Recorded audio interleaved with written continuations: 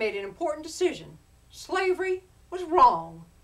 Yet I did retain my 4 personal servants. Well, although we were bankrupt, failure seemed to be the only thing that Captain Grant could do well. I knew otherwise.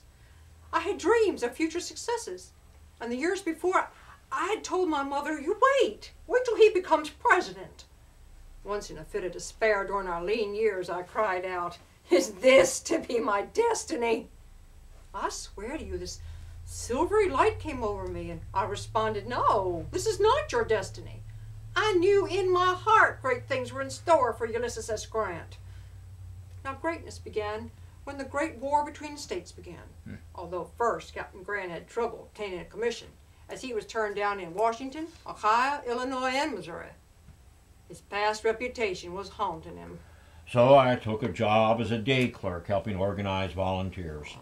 But finally in June, some 2 months after the firing on Fort Sumter, I was given a commission as a colonel of the volunteers, and less than 2 months later raised to brigadier general.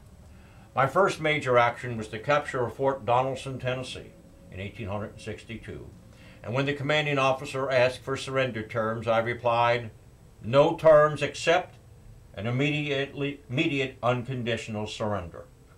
Thus my initials U.S. took on new meaning, Unconditional Surrender Grant. Well, I traveled with the general from camp to camp, acting as camp nurse, until he asked me to stop.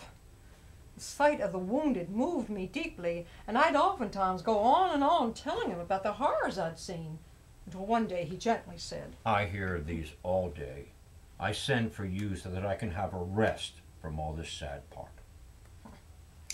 The general and I were very close. Even in the midst of the fierce fighting, we would find time to just sit alone in his tent and hold hands. And humor wasn't devoid. Once later on in the war, after he'd had a string of victories, the general came into the tent and he said, "Julia, I have a new conundrum for you. "Yes?" Why is victory like a kiss?" Why is victory like a kiss? I have no idea. Why? Because it's easy to grant. Oh, that's charming. Is that original with you? No, at a party recently, a young lady told it to me, and I promptly accepted the challenge and received from her not 1, but 2 kisses. Oh, Ulysses, how could you? Really, some girls are very bold.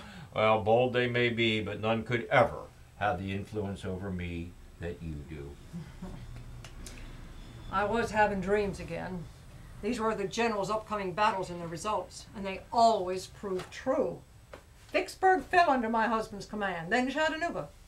The general was summoned to Washington, where President Lincoln placed him in command of all the armies in the field and gave him the rank of full lieutenant general, a rank that had previously only been accorded to George Washington. Well, my reputation was growing also. Officers were asking for my intercession with my husband on numerous matters. Well, if they involved individuals, and I agreed with them, I'd bend my husband's ear. But if they involved military battle decisions, I always acquiesced to the general. Except once. Some were championing me to be used as a mediator between my husband and the Confederate General Longstreet by having me speak directly to Mrs. Longstreet.